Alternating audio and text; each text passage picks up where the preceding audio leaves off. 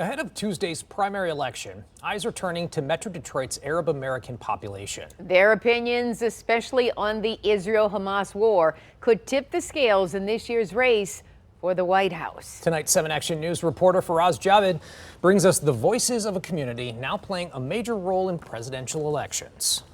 30-year-old Mike Hasham owns several businesses across Metro Detroit.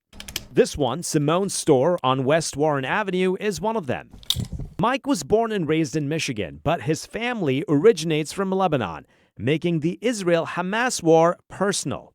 When you wake up every day on social media, on the news, getting phone calls from your loved ones at home, whether it's from Palestine or Lebanon, saying that they don't feel safe from Israeli attacks, that our own leader here in America, Joe Biden, cannot put his foot down and pressure the state of Israel to cease fire. Since the start of the war, President Joe Biden has stated his unequivocal support for Israel by approving over $250 million in military aid. CNN data shows to date the conflict has resulted in the deaths of more than 1,100 Israelis and 30,000 Palestinians in Gaza. I mean, Joe Biden now is basically Genocide Joe. That's why Detroit-based activist Lexi Zidan and a local senior Democratic strategist Abbas Al-Awiyah are pushing for the Listen to Michigan campaign, calling for Michiganders to stand in solidarity and vote uncommitted during the February 27th primary.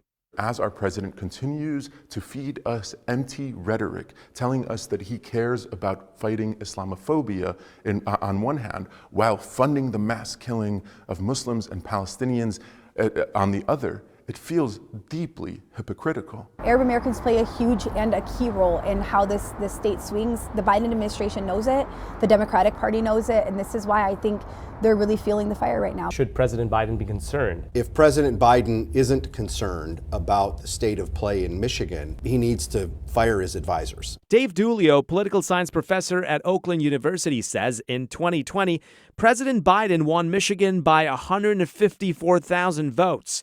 There are more than 300,000 Arab Americans that call Michigan home. In some ways is painted into a corner. We've got great evidence that is angering and turning off Arab American voters. But if he changes course, there's no guarantee that they all come back. And at the same time, a large number of other Democratic voters might start to question their support for President Biden. Last month, the Biden administration tried to engage with the community. However, the nearly 24 invited community leaders unanimously turned down the meeting, stating that they were uninterested in discussing important matters with the president's campaign manager. But on February 8th, another round of meetings were scheduled, but this time it was with Biden's top aides. While some leaders refused to entertain the request, notable Arab American news publisher Osama Siblani met with 9 White House senior officials at his office in Dearborn. What was the outcome from that meeting?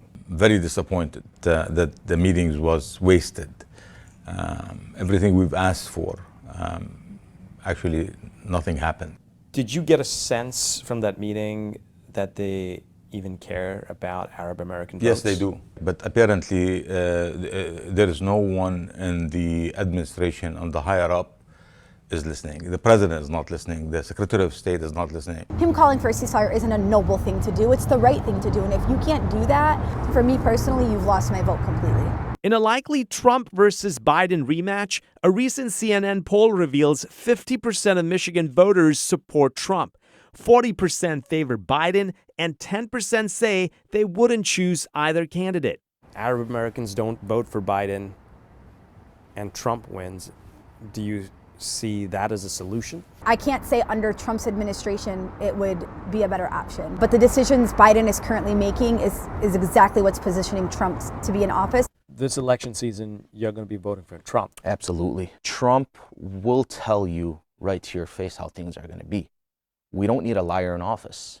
Is the war in Gaza the only policy that's of a concern right now for the ones who are not choosing to vote for President Biden? When we think about the other issues that are really important right now, the economy is one, immigration and the situation at the southern border is another. And I think that Democrats, rather than pointing at the president, if they're angry about those issues, they'll point at Republicans. Now, I reached out to the Biden administration to see how they plan to address the concerns presented by Arab and Muslim Michiganders. So far, I've yet to hear back. Another thing to note, this report was filmed over a course of a few days.